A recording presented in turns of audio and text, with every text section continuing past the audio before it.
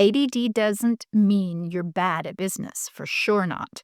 It often means you're wired for creativity, for innovation, for problem solving, but you need systems to carry the follow through.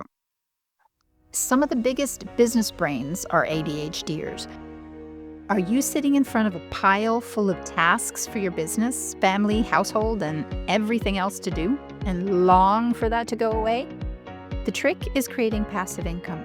Of course, there's some work behind the passive part, but working 20% compared to 120 completely turned around how I enjoy life today.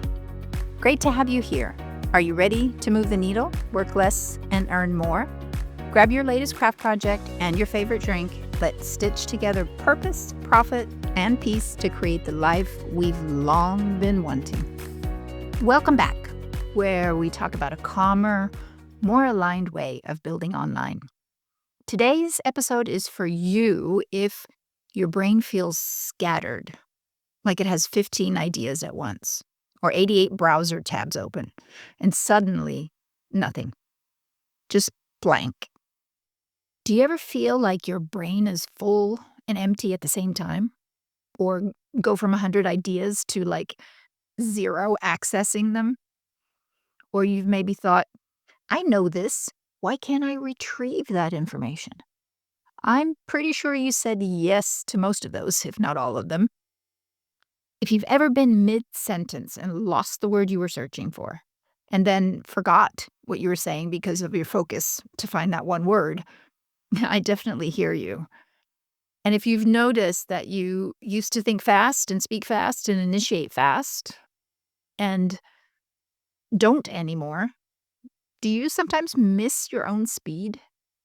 That might resonate more with people in a little bit later stage of life with menopause and ADHD that overlap. Now things do feel slower, foggier, harder to access. But don't worry, we have a club for that. And if you've ever wondered whether ADD, or today they call everything ADHD, how it plays a role in hard business can feel sometimes because of it, we're going there today. But not in a clinical way, not in a what's wrong with you way, because there's not. But in a this is how some of our brains are wired way. Because once I understood my wiring, everything changed. Not just when my brain suddenly worked differently and more scattered, but because I stopped fighting it. So let's look at how learning that I had ADHD actually changed everything. Some people know it their whole life. I found out when I was around 50. My son was dealing with it, and then I figured out I better check myself because I have these same symptoms. And for a long, long time, I really didn't like labels. I resisted them, including the ADHD label.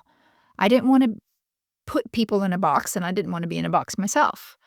I didn't want an excuse, and I didn't want to believe something might put a limit to me or to other people. But when I finally learned that I have ADHD, something unexpected happened, and I felt relief. I didn't suddenly see myself as different, but because I finally understood why certain things had always been harder. Why my mind jumps quickly, why ideas come fast, why implementation can stall or follow through takes so much effort, why mental overload shuts everything down. Not to mention having concentration issues or not be able to recall things when on the spot and not having my notes in front of me to help me remember. My ex-boss didn't understand that at all. But then again, he's not a woman, and he's not dealing with the same hormone changes and brain fog that I was dealing with. I do not see ADD as a label anymore. I see it as a type of wiring. And wiring isn't good or bad. It just requires the right environment. So once I stopped expecting myself to operate like someone with a completely different brain or forcing it, I could finally start working in a way that worked for me. So if we take this and we look at the reality of a busy ADD brain in business, when you are an entrepreneur, you have your own business, Most of us agree that there is truth in that. Running an online business is mentally demanding. Even running a normal job is mentally demanding. But when you're an entrepreneur or you have a business, you're thinking about many aspects which you may not think about, or what I didn't think about when I was working, because my position and my job description was set. You are expected to do everything. You're to plan, to remember, to be able to prioritize. You have to make decisions, like decision fatigue, big time, to execute things and stay consistent, all without a boss or structure, unless you put it up yourself, or external deadlines. For an ADD brain, that can feel pretty overwhelming. I actually work with plus minus 88 different browser tabs open, and they're grouped by color, sorted by projects, and sometimes I even have multiple pages from the same site open at once, all tucked away behind those tabs, which I close so I don't see them if I'm not using them currently. And that's not chaos for me. That's how I think. Maybe that's the same for you. So I have a quick access to them, and I don't have to remember where to find them or where to find the link. It's organized and there are rules. It gets closed if it's not important, or saved for later in a later or to-do later tab. But if I don't manage that intentionally, it turns into overload. And then a freeze. Brain stops rolling, words disappear, motivation drops, and frustration rises. I see hundreds of sticker notes slowly rotating in the air of all the thoughts I'm having. This is where many people think, what's wrong with me? But the problem isn't our intelligence. It's cognitive load. ADD brains don't need more pressure. They need support structures, creating systems, and those are gold. So what actually helps? Being practical, this is where things really changed for me, and it helped making these structures for me. One of the biggest breakthroughs, I stopped relying on my brain to remember things. I could immediately pray that I would remember that great idea, and then if I don't write something down immediately, it's gone. Not because it wasn't important, but because it got lost in all that traffic. So now I use brain dump systems, a voice to text that goes to my Trello boards or Meister task boards. They're widgets where I can speak my ideas the moment they appear. I literally talk ideas into my phone. They land on an organized later card. Then, when my brain has capacity, I review them, prioritize them, and move them to where they belong. This removes the pressure of, don't forget this, Veronica. And that alone frees up so much mental energy. Another thing that changed everything is I learned that showing up is the first win, especially on low energy days. And that's not just once in a while, that can happen a lot. If systems are in place, you really don't need motivation. You just need to start. Open the system, show up, follow the next step. Momentum comes after the action, not before. Speech to text, automation, reminders, workflows, these aren't crutches. They are my supports. And support systems are what allow ADD brains to shine. Remember, ADHD brings so many strengths with it too.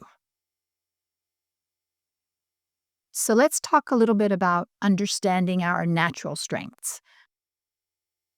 An aha moment for me was learning about cognitive strengths, how we naturally take action. I took the Colby Index, it's called, and discovered what my instinctive actions are. I am a so-called 4-3-8-5, and that 8 in there, that's under the quick start category. It explains so much. That's the only number I actually remember what it's about. I instigate, I initiate, I move fast on ideas. That used to irritate coworkers. For them, I was too quick, too impatient, too many ideas. Have you ever tried to shrink your speed to make others comfortable? It really takes extra energy to do that. It's harder than just being quiet. Now, it's one of my greatest strengths. In the right environment, of course. Business finally became a place where I could use that instinct instead of suppressing it. And the lesson is we do best when we build with our wiring, not against it. ADD doesn't mean you're bad at business, for sure not. It often means you're wired for creativity, for innovation, for problem solving. But you need systems to carry the follow through. Some of the biggest business brains are ADHDers. I'm sure you've heard of Richard Branson, the founder of the Virgin Group, like Virgin Atlantic, Virgin Records. He even has dyslexia also with ADHD. And he gives it credit for being creative and taking risks. And most of us in the world know IKEA, which is actually from Sweden, which is where my parents are from. And Ingvar Kamprad is the man who started this back 100 years ago now, almost, soon. He's the founder of IKEA. Then we have Will Smith, some impulsivity probably in there, actor and producer. Attention challenges and hyper-focus he used to talk about, or does talk about. Michael Phelps, the most decorated Olympian of all time in swimming. And Justin Timberlake has spoken about living with ADHD and even OCD. Many successful people with ADHD report strengths like high creativity and risk tolerance, big picture thinking, hyperfocus is well known, and energy and drive. ADHD doesn't prevent success. It requires learning how to manage structure and focus. So, why the right online business model matters? This is where everything pretty much comes together. A business that relies on perfect memory, constant urgency, daily pressure, nonstop output will exhaust an ADHD brain. But a business with automation and systems and structure, repeatable systems and support, where creativity and big picture thinking are needed, can actually become grounding. In my case, building an online business with a set-up system to plug into and automation at its core meant I didn't have to remember everything. I didn't have to do everything every single day, and progress didn't stop when my energy dipped. I knew where to go to find the information I needed if I didn't remember it. That created something unexpected. Mental safety, really. I actually clearly felt it and saw it, and I never really thought of that word before. But I have it now, and it feels great. And when your brain feels safe, focus improves, consistency becomes possible, and feeling joy replaces a feeling of dread. Creativity returns when you have mental space for it.